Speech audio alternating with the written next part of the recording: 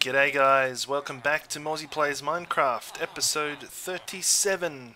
And a bit of bad luck there. I was out getting some ender pearls for our ender system, and I managed to get punched by an enderman and fell off. I attempted to save, but I was always going to die because I was down to one heart anyway. So I lost a bunch of stuff and a whole bunch of ender pearls. So we're going to have to spend some of our excellent emeralds that we've got so far and get some more tools back. I actually had already died once before and I just made a new set of tools and I was just about to enchant them and then I fell off. So not too happy about that. But guys, we have finally done it. We've got the system working. I worked out the rest of the stuff we needed to know, and now we're going to have remote chunk loading. So what I thought I'd do is just get set up here a little bit and then I'll show you how this remote chunk loader works finally. Alright guys, here we are back in the launch tube to the end portal. I just rewatched that footage and you know what? I think some of my stuff might have survived. I think I saw a couple of my tools get just over the edge when I hit the stone and died, because I actually died from the ender pearl, not from the void. So I'm hoping that some of my stuff is actually there. So let's go and see, and if it is, I'm hoping it's going to be some of my diamond tools, and I really hope that there's no angry enderman here still. So cross your fingers for me.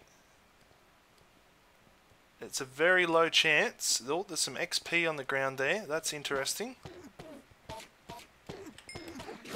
Right. Okay. Anything else? Anything around here?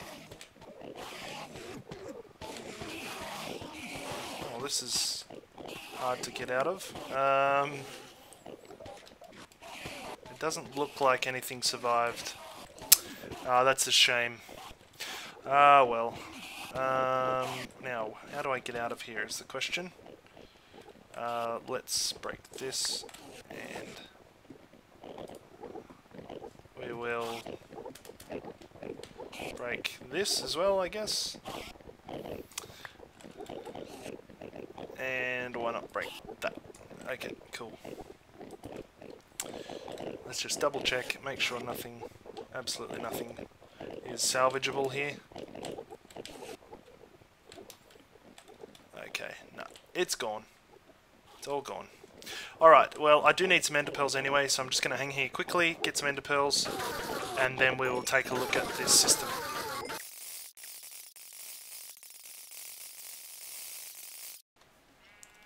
Okay guys, so I skipped across all the good bits, dying about 6 times, losing half my ender pearls, all sorts of stuff, because I wanted to get to the really important part of this episode, and that is talking about the remote loaded chunks.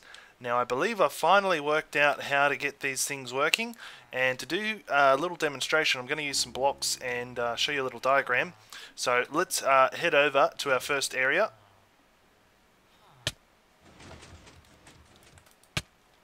Oh, look where we are. Yes, we're at the horse farm. So as you can see, I've been very busy. I've marked out all the chunks, and by the way, marking out chunks with hoppers and stuff, it is the worst. It is absolutely terrible. But yeah, so this is where we're at, guys, and while I'm talking here, I'm just going to reset this machine. I haven't built my reset into it yet. But we finally got this to work. So if you don't know, we just travelled over 2,000 blocks away to another part of my world, which I don't get to often because it is so far away, and it's a long and dangerous road through the nether to get here.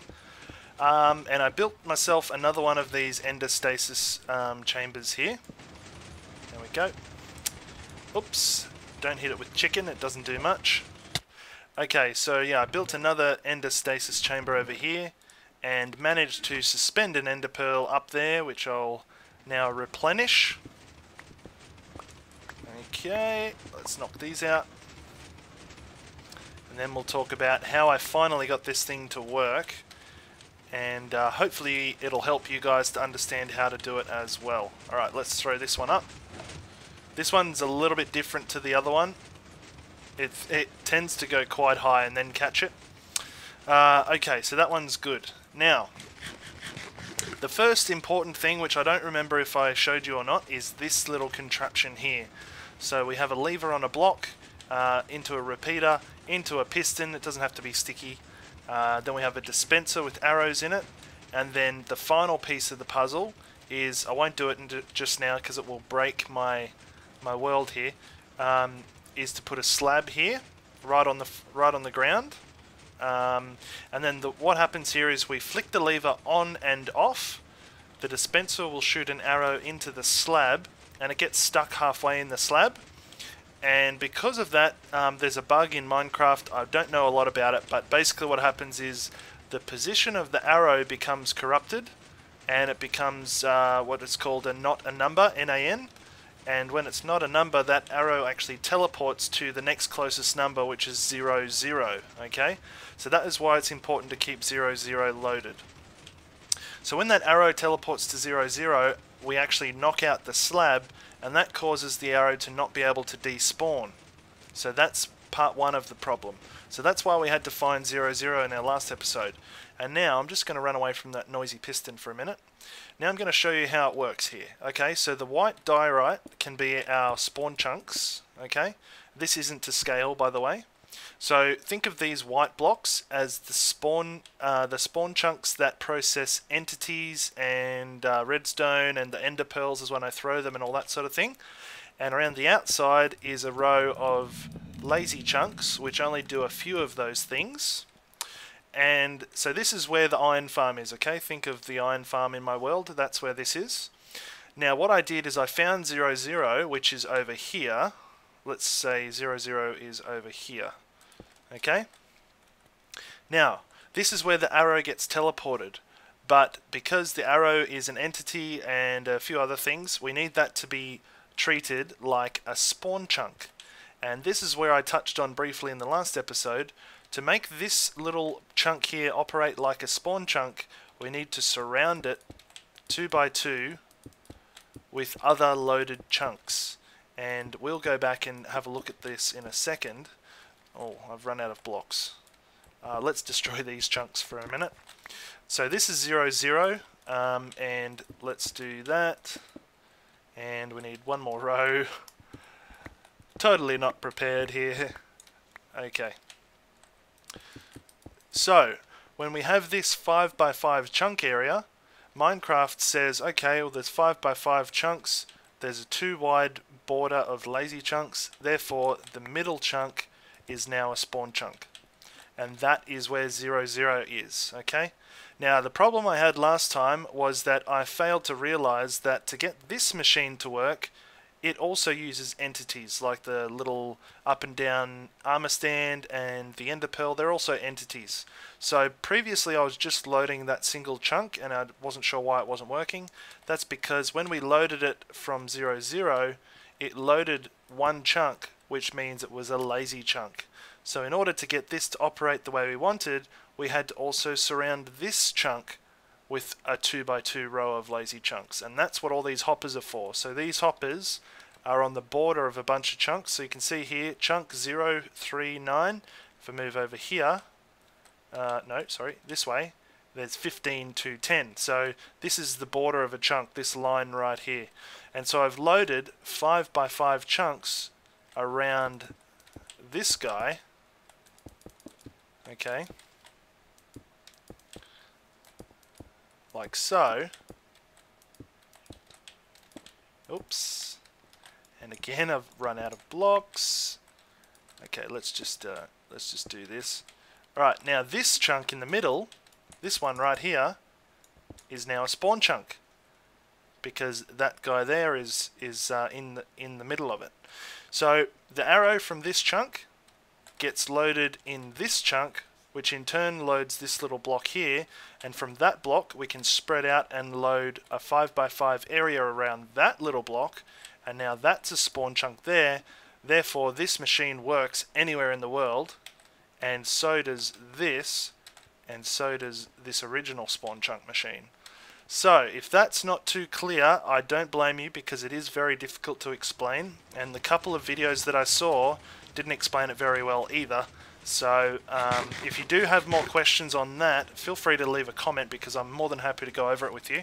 But what this means is every time you want to make one of these Ender Pearl stasis machines, the first thing you need to do is fire an arrow using that system over there, and then from that particular chunk, mark out a 5x5 chunk area using this as the center. And if we stand here, you can see there's a hopper goes out that direction, there's a hopper goes out that direction, there's a hopper goes that direction, and then I've just done another 2 chunks all the way around, and that's what keeps this operating all the time. So yeah, you could do that multiple times anywhere in the world, as long as 00 is a spawn chunk and loaded like it is. Okay, so that is how we do it, and just to demonstrate that it does actually work, I've made a return trip here, and hopefully, here we are, back at the iron farm. And the important thing here is to, first off, make sure that we replenish the ender pearls. So I'll fire another one back up here. Uh-oh, that's going to miss. I've still got to work on the design, don't worry too much about that. I do have a really cool design in mind. There we go. Oh, I missed again. Okay, I better be careful here, I might die. But yeah, basically what I've done here is... There we go. Alright, so now, using these iron bars, I can now teleport back to the horse farm again, just by looking at this guy, because this one here, the armor stand is on the, what are we looking at? The armor stand is on the south side of the iron bars, so on this part, and the one at the horse farm is on this part, so these two are just opposite. So if I look at this guy, we should... Oh, maybe this is wrong. Hang on a second.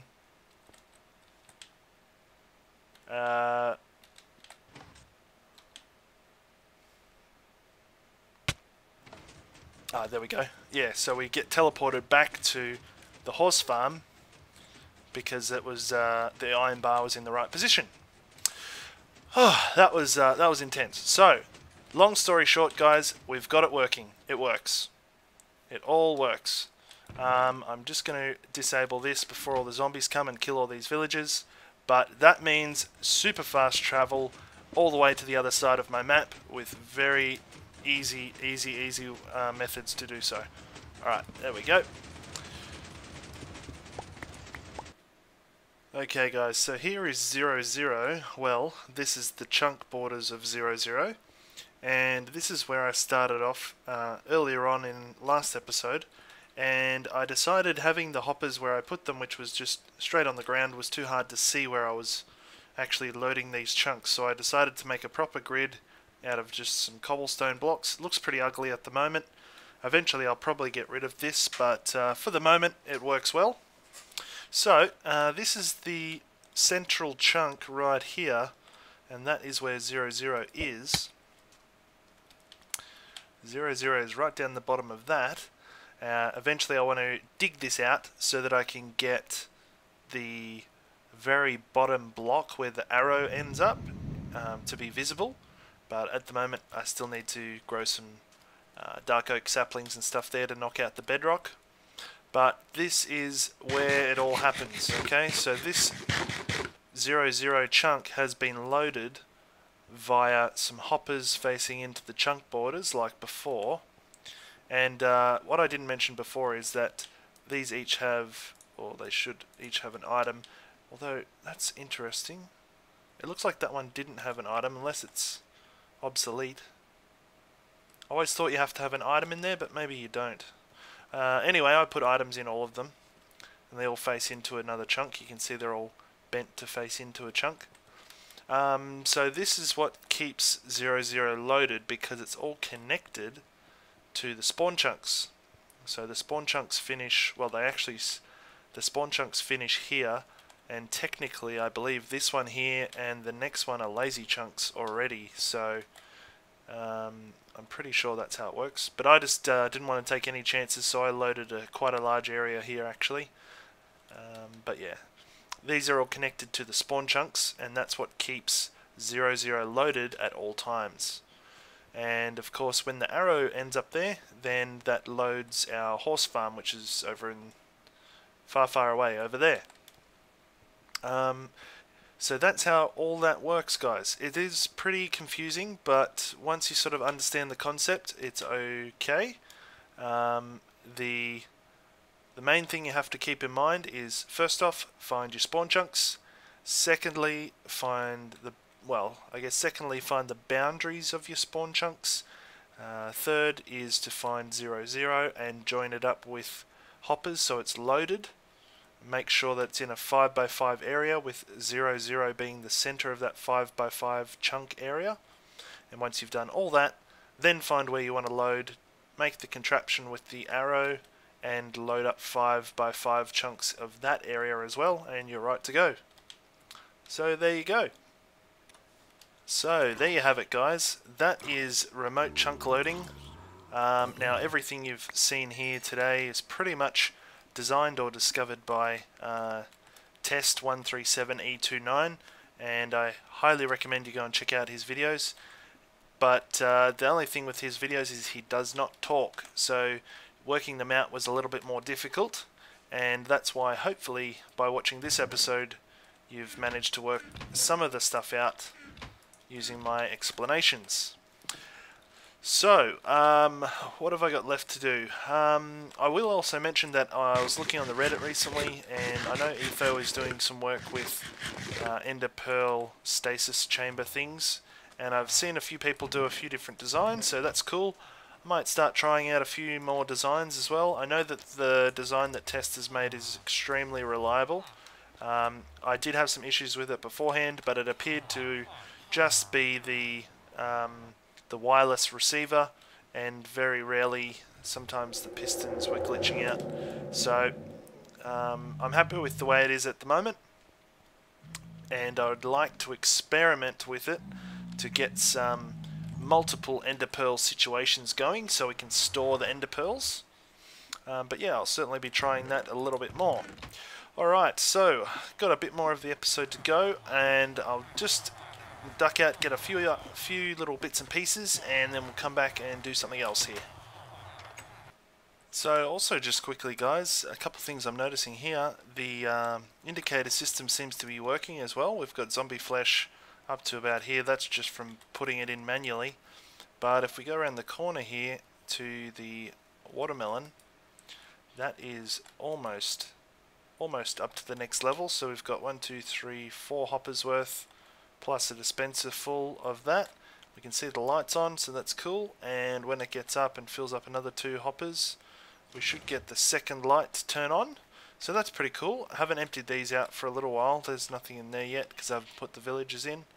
Quite a few pumpkins. But yeah, this is still very cool. How did you get up there? Really, how did a sheep get up there? Let's check this out. It's like a mountain goat. Must be a mountain goat or something. So they must have climbed up here somehow. I have no idea how that sheep got up there.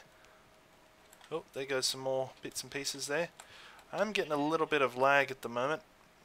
Could be a whole bunch of different things, so I'm not sure why exactly. But anyway.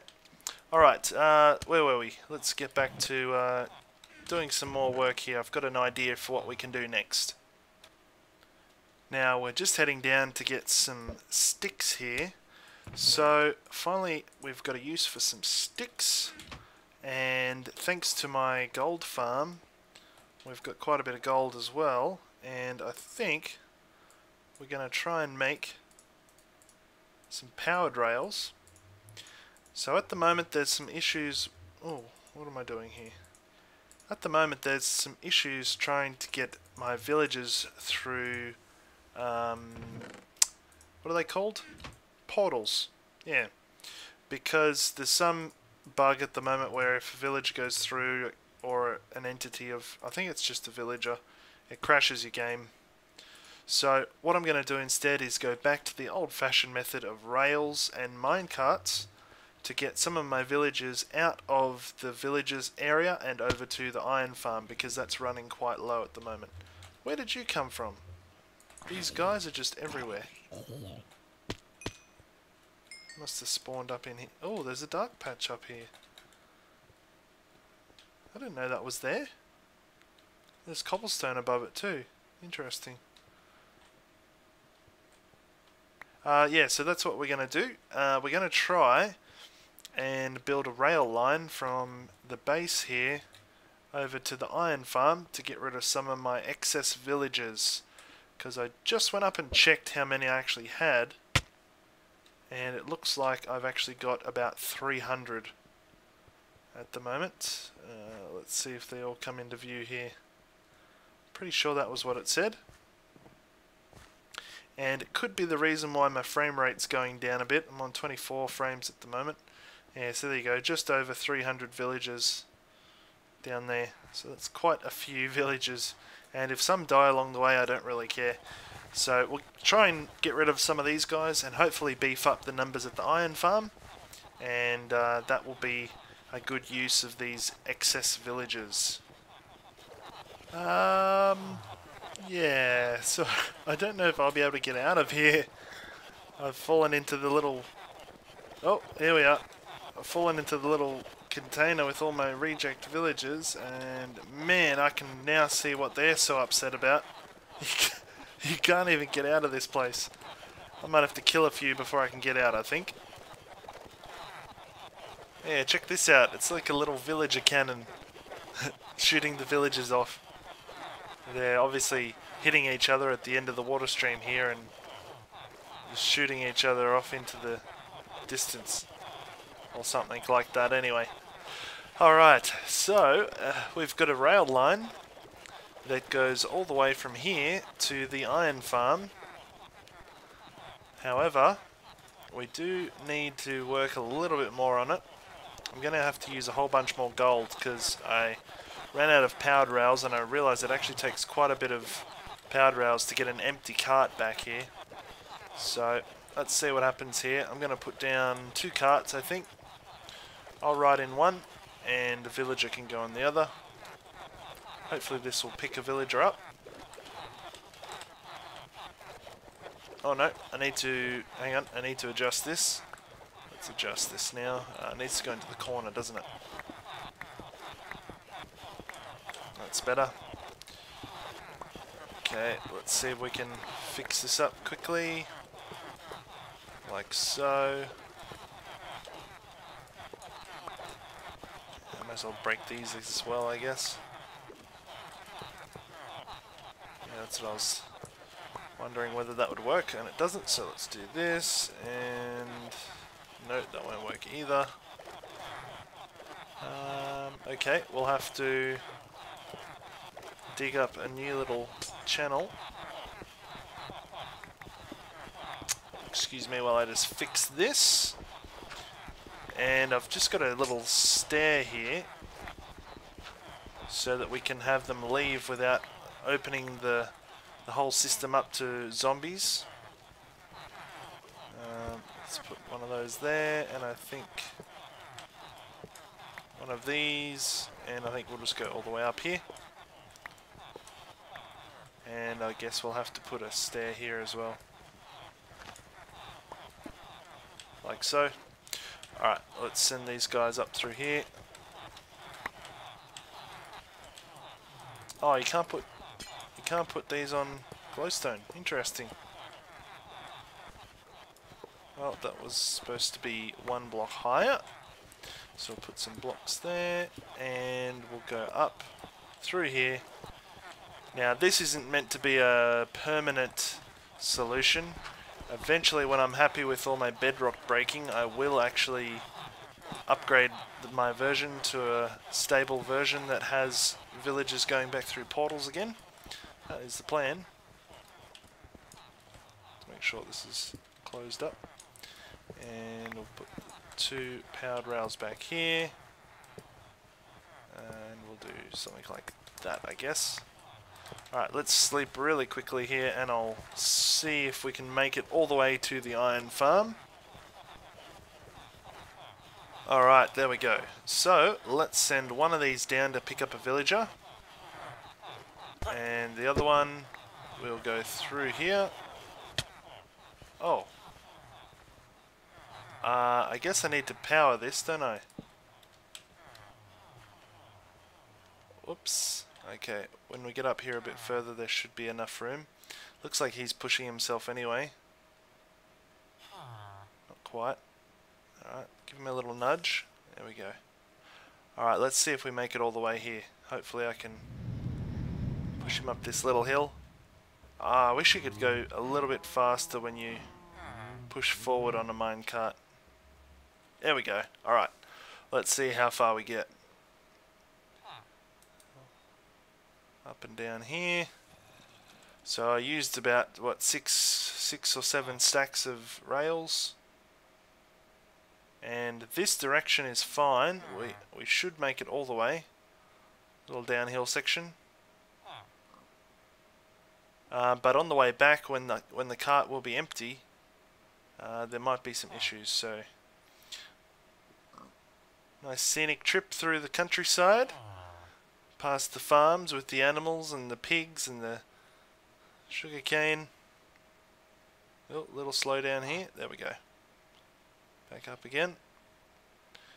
Come into view of the iron golem farm. Nice little well-designed bridge across the water. And up around the corner. And around to the iron farm, where I have no actual spot for it yet. And the cart so far will make it halfway across the water there, I think, unassisted. It'll probably stop there. I just actually might watch really quickly just to see where it finishes up. Let's do this.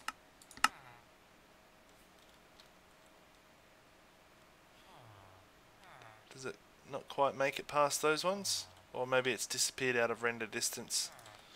Probably that situation. Okay, so then all we're going to do up here, I think, is we'll end up putting in a little what do you call it? An ejection system here, I think. That'll then eject the villager into the hole and then send the cart back. So that will be the plan. Speaking of iron farm, I actually might just have a quick look. I've been working in this area quite a lot with the whole ender pearl stasis chamber and whatnot, and I'm just interested to see if the iron's still pumping, which I hope it is. Yeah, looking very nice, very nice.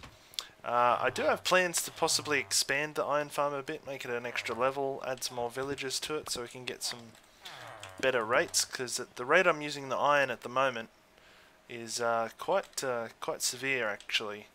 So hopefully we can get that under control. Still got ender pearl in there, which is good.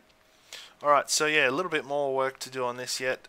It will take a bit more gold than I have, that I really want to spend at the moment, I should say, because we've only got how much?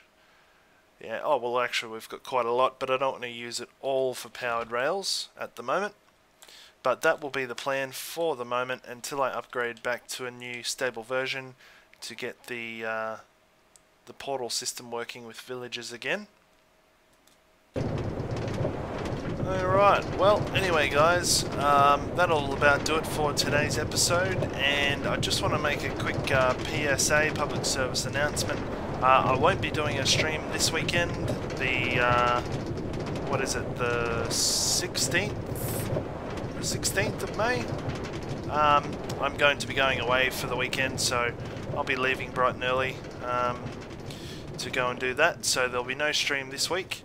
However, we'll be back into it next week. Looks like I need another bit of powered rail here. But hopefully you guys enjoyed today's episode. I really had a lot of fun playing around with the ender pearl systems, and I'm really glad we're getting it to the point now where it's pretty close to usable. Like, well, it is usable now. For the future, what we'll have is some multiple ender pearl systems, so we can have quite a few stored up at any one time, which will hopefully... oh, a little bit there we need, which will hopefully mean a lot easier travel, because at the moment I do still have some issues with if you spend too long in the nether, the ender pearls tend to despawn. If you die close by to the ender pearl system, that tends to break the ender pearl as well. So there's a few little situations we've got to avoid. But hopefully my explanation wasn't too confusing and you understand how to do it yourself, because I think it's a really cool addition to any technical world, and I'm certainly enjoying using it in the future. But once again, thanks for watching guys, and we will see you again in the next one.